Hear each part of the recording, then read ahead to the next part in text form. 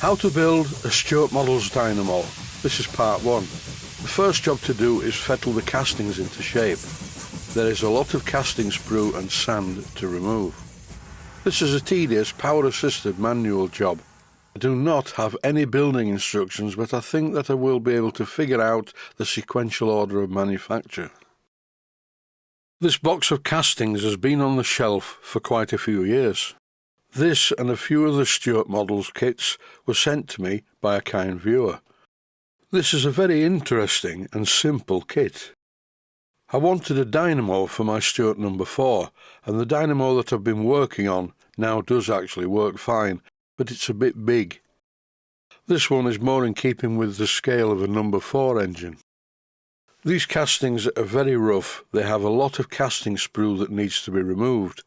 And I spoke to Andy at Stuart Models about this a while ago, and Andy said that we can't win either way. If we clean up the castings, then people say they prefer them rough, and if we leave them rough, some people say they prefer them smooth. You can't win. The question is, how do I remove this casting sprue? The first attempt, using a sharp pair of small side cutters, is completely unsuccessful. The interesting thing about this dynamo is that the pole pieces are cast in as part of the gunmetal casting, actually made of cast iron. And the good news is the armature is fully made, ready to go. In the next episode I will show the bar magnet that's supplied with the kit. This presses in underneath in order to magnetise the two pole pieces. I don't really understand S. Stuart Dynamo of Castings on the label on the box, but never mind, that's not important. Here is the initial unboxing part of the video, and the first thing I see is quite a lot of paperwork inside, followed by a bag holding springs and bolts and washers. When I look at the paperwork, there are some drawings. I won't show those for copyright reasons, but there are also these printed out sheets. This one shows the armature and the special washers that go at each end of it. With the paperwork removed, you can see what's left. These are the front and rear mountings for the armature. The main piece in the middle that I've already shown is the body of the dynamo, and behind that is a rectangular magnet. The bottom of this dynamo needs to be shaped to take this magnet, and it must make contact with the pole pieces. As I'm looking at these components, I'm trying to figure out which is going to be the best way to machine them. First of all, though, I think I'll have a look at these parts on these printed papers. I'm not going to show the drawings that came with the dynamo because they are clearly copyright marked, but it's useful to see the arrangement of how it's going to look once I start machining it. There is a big difference between the image on the paper and the actual parts. Have a look at this. Quite a fair way to go to make the part on the right hand side look like the part on the image. The bottom of the casting is rough and needs shaping. I think I know how I'm going to do this, but anyway, once again, here's the armature, the bar magnet and a couple of pieces of brass. This main body of the dynamo, apart from needing quite a lot of fettling, requires machining in a forge or chuck. The armature does not fit through the middle of it, it needs boring out. And this operation can be done at the same time as I machine the outer edges. This will ensure that the hole in the middle lines up with the outer mountings for the covers. Now begins a very messy job. I'm using my belt sander to clean up the outer edges of the main casing. I've got to be really careful what I'm doing with this. What I'm doing at the moment is cleaning up the part that needs to be labelled with the voltage and output of the dynamo.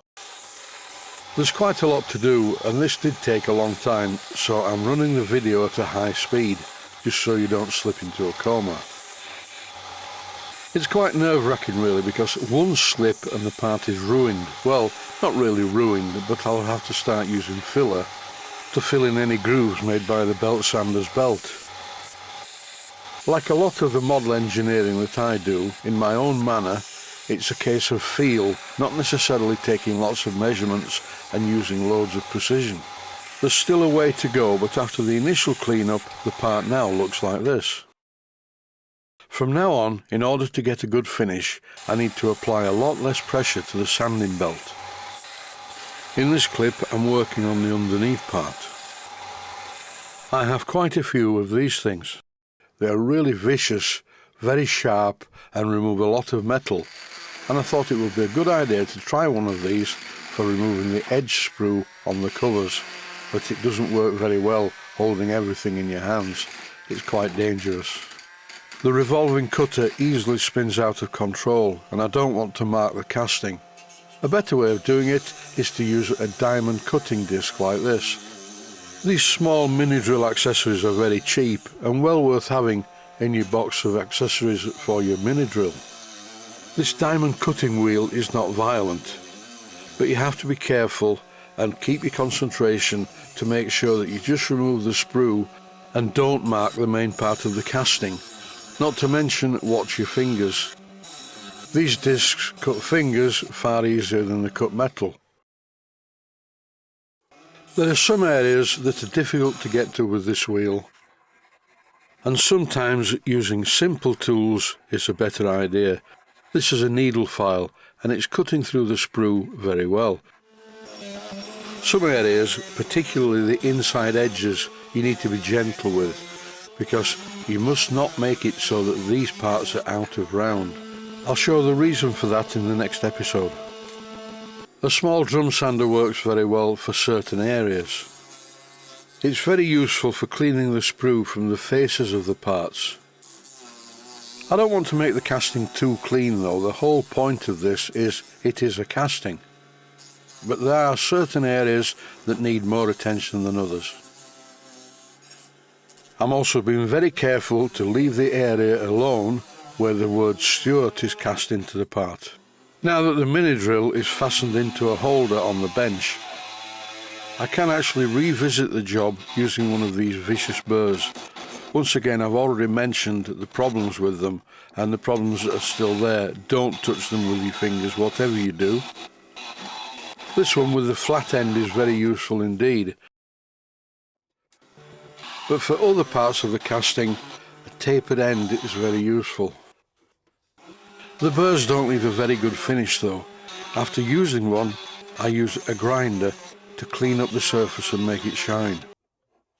And then once again, it's back to the needle file. A very trusty, reliable tool. This job took considerable time to complete, and my bench was full of particles of gunmetal. And retrospectively, I'm going to mention that it's a good idea to wear a breathing mask, because some of these particles are small. I conclude this episode the same way that I started it, showing the box with the parts in, but now they do look a lot better. That's it for this one, more to come. Stay safe, stay healthy, thanks for watching, and I hope you found it useful. Please take the time to visit my Mainsteam Models website and click on the section of the website that says Video Playlists. And by doing that, you can find other videos that you may like to watch. And by using the playlists, you can actually watch the videos back to back.